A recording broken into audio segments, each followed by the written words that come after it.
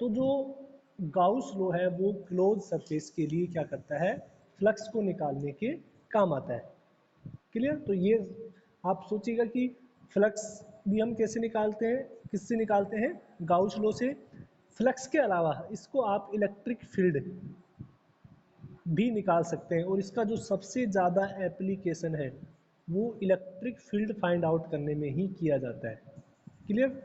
अब देखिए Gauss law का स्टेटमेंट क्या है, इसको आपको याद रखना चाहिए, क्योंकि बहुत बार एग्जाम में डायरेक्टली पूछा गया है। एक नंबर के क्वेश्चन में स्टेट था गाउस लॉ, यानी गाउस लॉ की जो स्टेटमेंट है उसको लिखिए। ये एक नंबर में बहुत बार पूछा जाता है। देखिए गाउस लॉ स्टेटमेंट क्या कहता है उसके बारे में हम बात कर लेते हैं। According to this law, electric flux passing through a close surface, यानी ये जो किसके बारे में बताता है, ये फ्लक्स के बारे में बताता है। और फ्लक्स भी कौन सा, क्लोज सरफेस से जो फ्लक्स है उसके बारे में, is equal to the 1/ε0 time of total charge enclose by that, यानी जो टोटल फ्लक्स होता है फाई, वो किसके बराबर होता है, कोई भी गाउसियन सरफेस, कोई भी क्लोज सरफेस है उसके अंदर जितना चार्ज है ना, total charge upon epsilon note, ये कहता है गाउस का नियम। एक बार मैं इसको क्लियर कर रहा हूँ थोड़ा सा, एक बार व्हाइट बोर्ड पे आते हैं।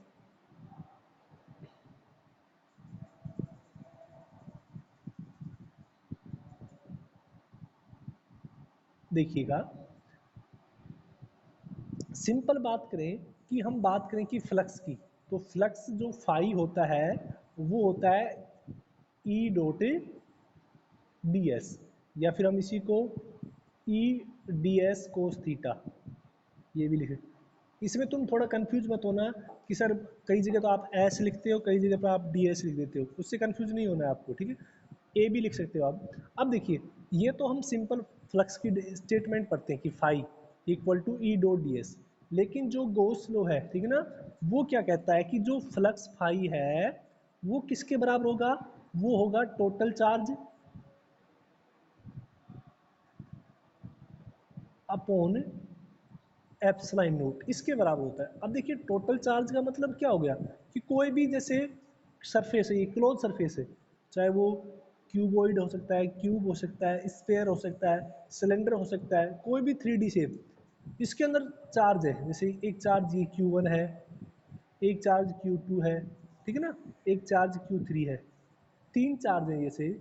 अब इसका फ्लक्स कैसे निकालेंगे, तो वो गाउस लॉ क्या कहता है कि जो टोटल चार्ज यानी Q1 plus Q2 plus Q3 upon epsilon note, इसके बराबर होगा। तो जो मेन जनरल स्टेटमेंट है इसका, वो किसके बराबर होगा, phi equal to summation of charge, यानी समेशन किसको डिनोट करता है, टोटल चार्ज को, अपॉन एप्सिलॉन नोट। या फिर इसी को आप कई बुकों में इस तरह से भी लिख सकते हैं, Q total upon epsilon note. तो ये फॉर्मूला होता है गाउस लॉ का।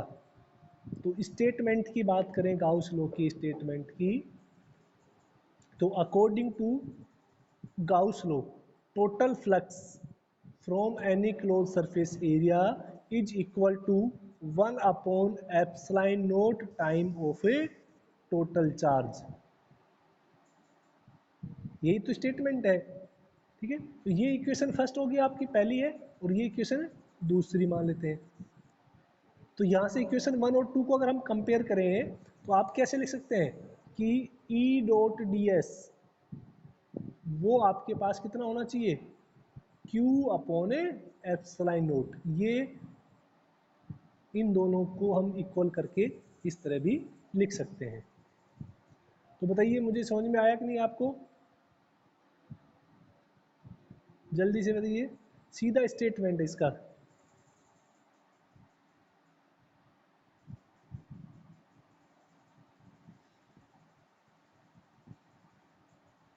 केवल एक बच्चा ही रिप्लाई करता है, उसके अलावा और कोई से बच्चे भी रिप्लाई नहीं करते हैं।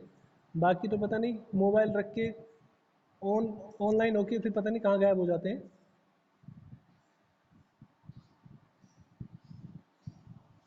तो ये क्या कहता है कि टोटल इलेक्ट्रिक फ्लक्स है किसी भी क्लोज सरफेस एरिया से, वो किसके बराबर होता है, equal to the 1/ε0 time of a total charge, इसके इक्वल होता है। ठीक है ना। तो यानी जो फ्लक्स है फाई वो किसके बराबर होता है, Q/ε0। ठीक है, तो ये Q क्या है यहाँ पर, टोटल चार्ज, ये थोड़ा ध्यान रखना है।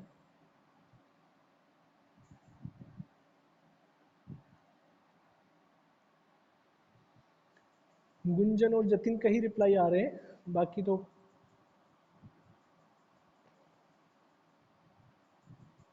अब इसका प्रूफ करते हैं। ठीक है ना, प्रूफ की बात कर लेते हैं कि क्या ये प्रूफ है या नहीं।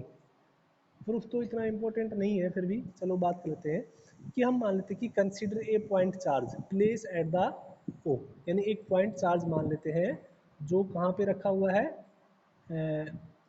यहाँ पे रखा हुआ है, इस चार्ज इसके सेंटर पे रखा हुआ है Q0। ठीक है, this point charge enclose by the imaginary Gaussian surface we needed to prove. और ये जो चार्ज है ये इस क्लोज सरफेस के अंदर रखा हुआ है। ये देखो, इस सरफेस को हम क्या बोलते हैं, ये गाउशियन सरफेस बोलते हैं। तो इसका भी ध्यान रखना कि गाउशियन सरफेस क्या होती है, कि वो इमेजिनरी सरफेस जिसके अंदर हम चार्ज को एनक्लोज मानते हैं। एनक्लोज मतलब जिसके अंदर चार्ज है वो रखा हुआ है, बंद रखा हुआ है। जैसे किसी कमरे में आप जैसे खुद को चार्ज माने और किसी कमरे में बैठे हैं, वो कमरा क्या हो गया, गाउशियन सरफेस हो गया, और आप क्या हो गए, चार्ज। तो देखिएगा, मान लेते कि एक चार्ज Q0 है, वो इस स्पेरिकल शेप के किस में रखा हुआ है, सेंटर पे रखा हुआ है मान लेते हैं। और इसकी जो रेडियस है वो कितनी दे रखी है, R दे रखी है। ठीक है, अब देखिएगा यहाँ से इस डायग्राम में देखिएगा, भाई ये चार्ज पॉजिटिव चार्ज है, क्योंकि टेस्ट चार्ज तो हमेशा कैसा होता है, पॉजिटिव चार्ज होता है। तो इसका जो इलेक्ट्रिक फील्ड है वो किस तरह से होगा, ऐसे बाहर की तरफ होगा। पॉजिटिव चार्ज का इलेक्ट्रिक फील्ड हमेशा आउटवर्ड डायरेक्शन में होता है। ठीक है ना, और ये भी ध्यान रखना है हर डायरेक्शन में भी होगा, स्पेरिकल होता है। ठीक है ना, पॉइंट चार्ज का इलेक्ट्रिक फील्ड हमेशा कैसा होता है, स्पेरिकल होता है। इस तरह से क्या होगा, इलेक्ट्रिक फील्ड आउटवर्ड डायरेक्शन में होगा। अब हम मान लेते हैं कि स्मॉल एरिया कंसीडर कर लेते हैं। ये हमने एक स्मॉल एरिया कंसीडर कर लिया, इतना देखना आपको ds। तो मैंने कल की क्लास में भी बताया था, जो स्मॉल एरिया होता है उसको हम ds से रिप्रेजेंट करते हैं या da से। अब देखिएगा, ये जो स्मॉल एरिया आपने कंसीडर किया है, इसका पोजीशन वेक्टर कैसे होगा, ऐसे होगा परपेंडिकुलर इसका, और इलेक्ट्रिक फील्ड भी इसी डायरेक्शन में है। तो थीटा कितना हो गया यहाँ पर, 0 डिग्री हो गया। क्लियर। अब देखिएगा नीचे आते हैं,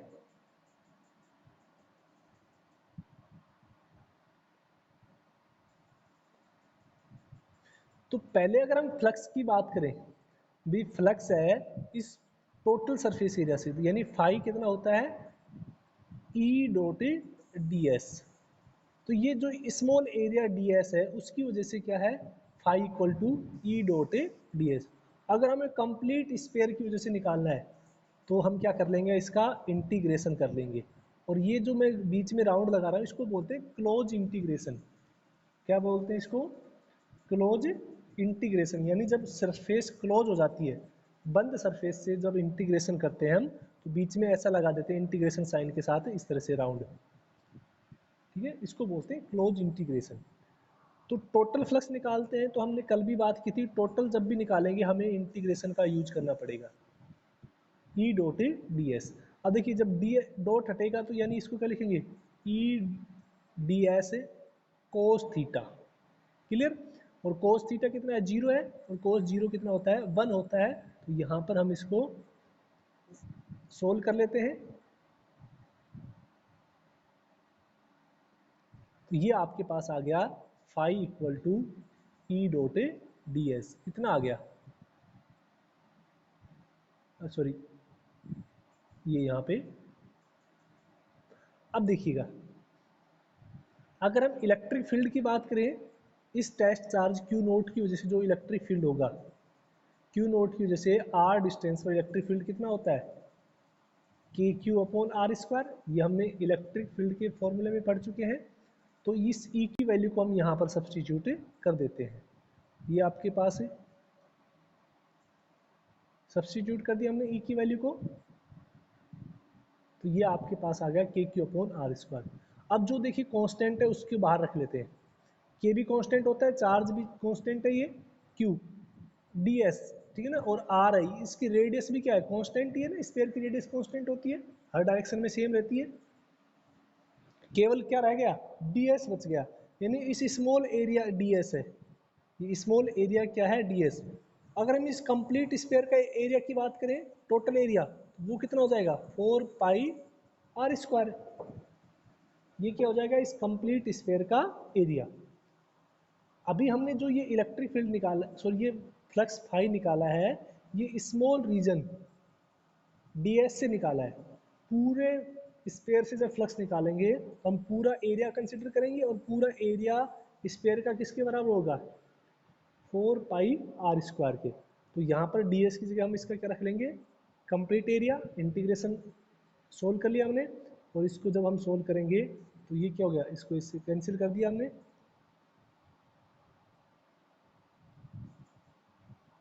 और यानी ये जो बचा आपके पास रिजल्टेंट कितना बचेगा, आपके पास बचेगा के क्यू इंटू 4 पाई, ये बचेगा। और के की वैल्यू आपको पता ही है कितनी होती है, 1/4 pi epsilon note Q into 4 पाई। तो 4 पाई से 4 पाई कट गया, आपके पास क्या बचेगा, क्यू अपॉन एप्सिलॉन नोट। तो यही होता है गाउस का स्टेटमेंट, ये टोटल चार्ज, ये टोटल चार्ज कितना है, क्यू नोट ही था इसमें। तो देखिए समझ में आया कि नहीं, एक बार बता दीजिए मुझे।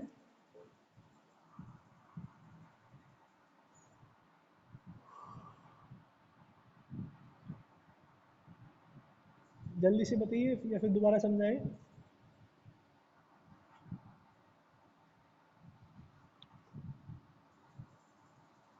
यस सर, आ गया समझ में, दोबारा बताने की जरूरत है क्या।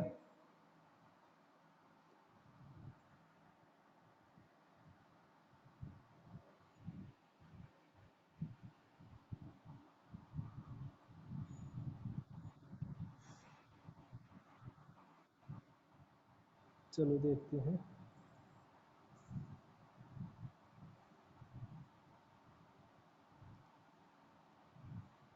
देखो, जब भी हमें कोई भी क्वांटिटी निकालनी है, टोटल निकालना है, चाहे वो टोटल एरिया हो, चाहे वॉल्यूम हो, यानी जब भी हम टोटल चीज़ निकालते हैं, चाहे टोटल फोर्स हो, ठीक है ना, जब भी हम निकालेंगे तो हम इंटीग्रेशन से सोल्व करते हैं। किससे सोल्व करते हैं, आपको याद होगा 11th क्लास में हम जो वर्क निकालते हैं वो होता है फोर्स इंटू डिस्प्लेसमेंट, ठीक है ना, यही होता है। लेकिन अगर जो फोर्स है, फोर्स अगर वेरिएबल होता है,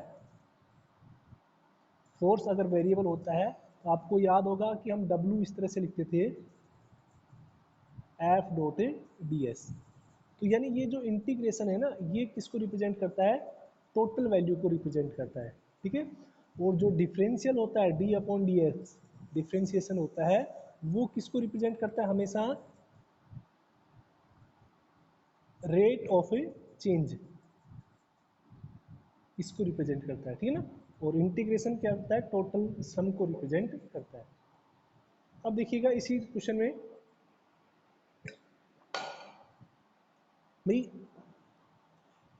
अब सोचिएगा कि ये आपके पास एक स्पेयर है, क्या है, एक स्पेयर है, और इसके अंदर एक चार्ज रखा हुआ है क्यू, एक छोटा चार्ज मैं रख देता हूँ यहाँ पर, इसके अंदर एक चार्ज रखा हुआ है, एक मिनट रुकिएगा, ये हमने एक चार्ज रख दिया इसके अंदर, क्यू चार्ज रख दिया, चाहे पॉजिटिव है या नेगेटिव हो तो बाद में बात कर लेंगे हम। अब इस चार्ज, इस क्लोज सरफेस, ये स्फीयर है, ठीक है, ध्यान रखना क्या है, ये सर्किल नहीं है, स्फीयर है। अब आपको पता होना चाहिए कि पॉजिटिव चार्ज, ये कैसा चार्ज है, पॉजिटिव है, हमने साइन नहीं लगाया तो बाय डिफ़ॉल्ट पॉजिटिव होगा, नेगेटिव होता तो हम लगा देते साइन। इस पॉजिटिव चार्ज की वजह से आपको पता है कि इलेक्ट्रिक फील्ड लाइंस जनरेट होंगी, क्या फील्ड जनरेट होंगी, इलेक्ट्रिक फील्ड लाइंस। और पॉजिटिव चार्ज की इलेक्ट्रिक फील्ड लाइंस हमेशा आउटवर्ड डायरेक्शन में होती है। कैसे होती हैं, आउटवर्ड डायरेक्शन में।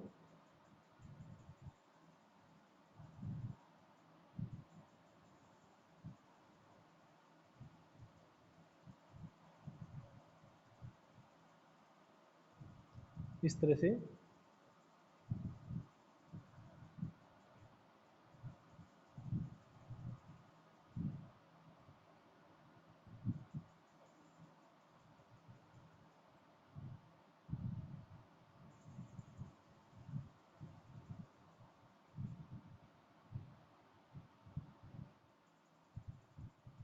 ये इलेक्ट्रिक फील्ड लाइंस होती है इसकी, ठीक है ना।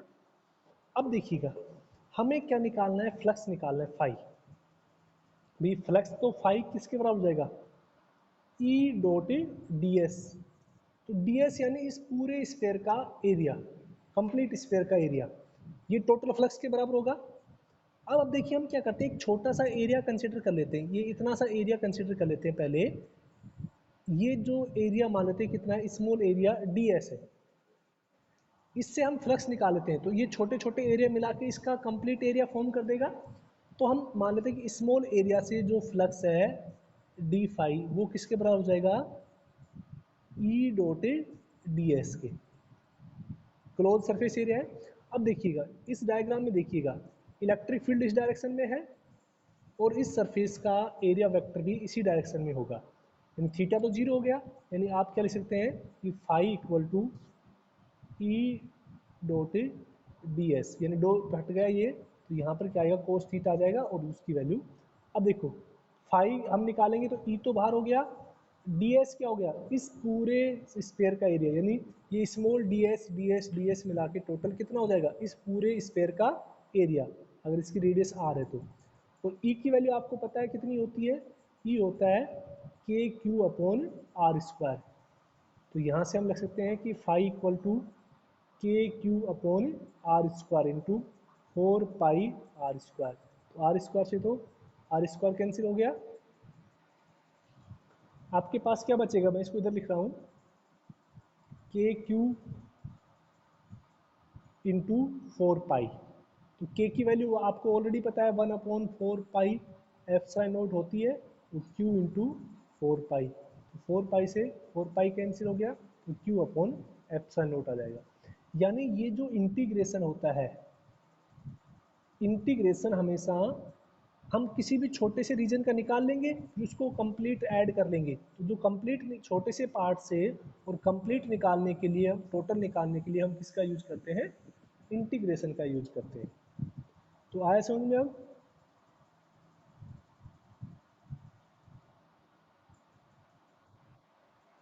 हाँ,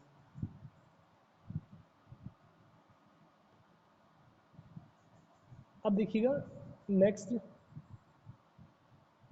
ये हो गया इसका। अब some important points related to the Gauss law, ये काफ़ी इंपॉर्टेंट है, कई बार पूछा भी गया है कि गाउस लॉ के अंदर प्रॉपर्टी लिखिएगा। पहला क्या है इंपॉर्टेंट पॉइंट, उसके बारे में बात कर लेते हैं। फर्स्ट पॉइंट है electric flux due to negative charge. Negative charge की वजह से इलेक्ट्रिक फ्लक्स है वो किस तरह से होगा। तो देखिए फाई इक्वल टू क्या हो जाएगा, minus Q upon epsilon not, और उसकी इलेक्ट्रिक फील्ड लाइंस है वो अंदर की तरफ होंगी, बस इतना याद रखना है। क्योंकि देखो फ्लक्स है वो वेक्टर क्वांटिटी नहीं है, स्केलर क्वांटिटी है। और स्केलर में आपको ध्यान रखना है कि हमेशा साइन आता है, हमेशा साइन के साथ क्वांटिटी लिखी जाती है। जैसे हम इलेक्ट्रिक फील्ड या कूलाम फोर्स जब पढ़ते थे, तो आपको पता है इलेक्ट्रिक फील्ड और फोर्स वो दोनों वेक्टर क्वांटिटी हैं, तो हम कभी भी माइनस या प्लस क्यू नहीं लिखते थे, हम केवल क्यू लिखते थे। लेकिन फ्लक्स है वो एक स्केलर क्वांटिटी है, तो पॉजिटिव का निकालेंगे तो पॉजिटिव आपको कंसिडर करना पड़ेगा, नेगेटिव का निकालेंगे तो आपको नेगेटिव कंसिडर करना पड़ेगा, ठीक है। तो हमेशा नेगेटिव चार्ज इलेक्ट्रिक फ्लक्स कैसे होगा, इनवर्ड में होगा और नेगेटिव होगा। इसकी डायरेक्शन आप देख लीजिए अंदर। पॉजिटिव का कैसे हो जाएगा, पॉजिटिव और आउटवर्ड डायरेक्शन में हो जाएगा इसका इलेक्ट्रिक फ्लक्स। पॉजिटिव के लिए आउटवर्ड हो गया। अब देखिएगा electric flux due to dipole, very very important, कई बार पूछ लिया जाता है एमसीक्यूज में कि डाइपोल का इलेक्ट्रिक फील्ड कितना होता है, बताओ कितना होगा।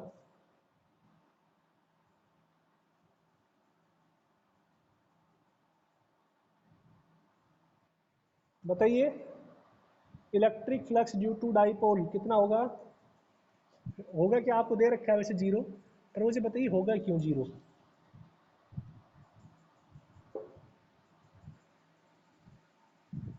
जल्दी से बताइए, डाइपोल का इलेक्ट्रिक फ्लक्स जीरो क्यों होता है।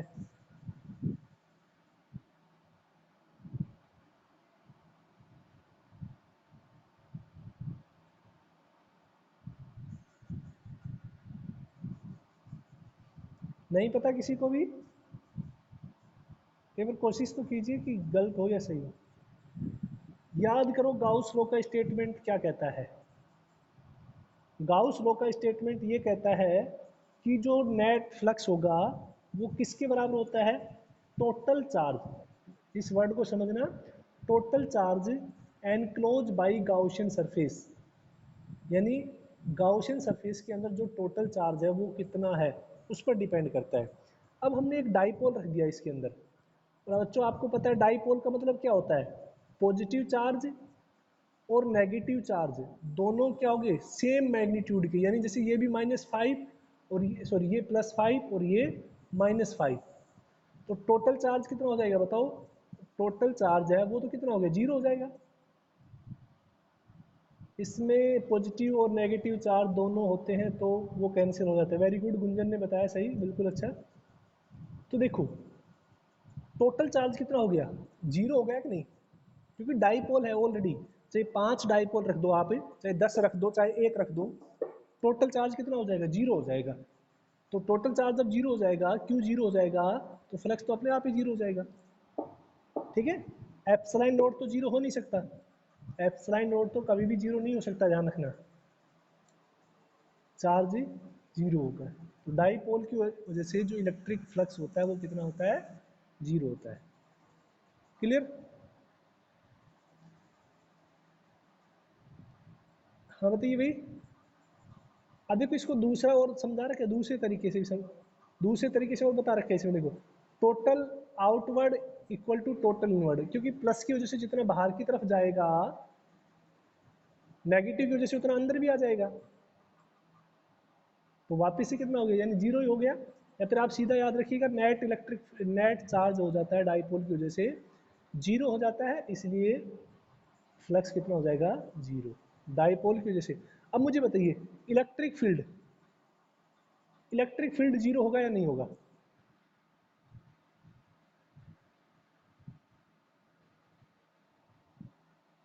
जतिन, इलेक्ट्रिक फील्ड जीरो होगा या नहीं होगा डाइपोल की वजह से।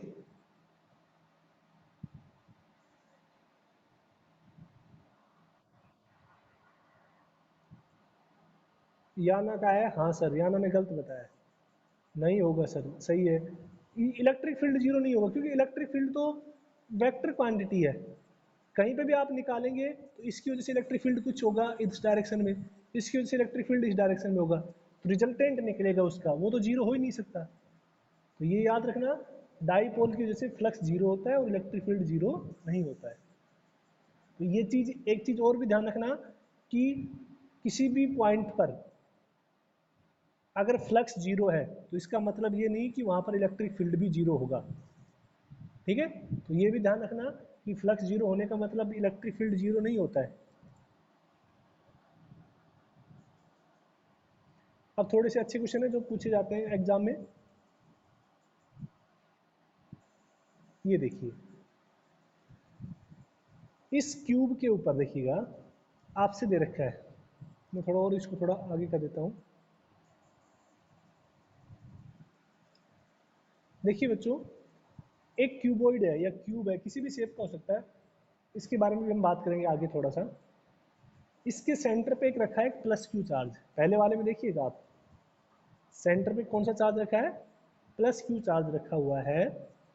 अब देखिएगा, इस पूरे क्यूब से फ्लक्स पूछा जाए, कंप्लीट क्यूब से फ्लक्स पूछा जाए तो वो कितना हो जाएगा, Q अपॉन एप्सिलॉन नोट। यही तो गाउस लॉ कहता है कि किसी भी एन क्लोज सरफेस से जो फ्लक्स होता है वो क्यू अपॉन एप्सिलॉन नोट होता है। तो आपसे पूछा जाए इस पूरे क्यूब की वजह से फ्लक्स कितना होगा, तो आप कितना बोल सकते हैं, ये वाला। अब आपसे ये एक ए डायग्राम है और ये एक डायग्राम बी है, दिख रहे हैं दोनों अलग अलग डायग्राम है। ये क्यूब है और वो क्यूबॉइड है, यानी उसकी साइज भी बड़ी है। तो अब आपसे मैं इसको देखो, इसमें ऑप्शन है Q A greater than Q B या Q A less than Q B या दोनों बराबर। इसका क्या ऑप्शन आएगा? Option C is correct. बहुत अच्छा क्वेश्चन है, ये ध्यान रखना।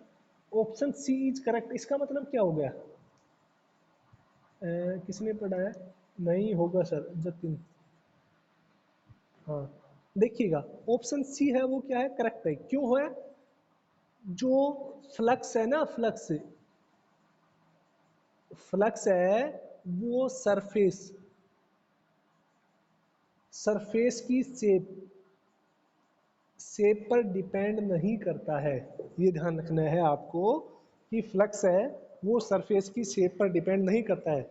चाहे छोटी सरफेस हो चाहे बड़ी सरफेस हो, चाहे स्पेयर हो चाहे क्यूब हो चाहे क्यूबॉइड हो, हमेशा नेट फ्लक्स तो Q अपॉन एप्सिलॉन नोट के बराबर ही होगा।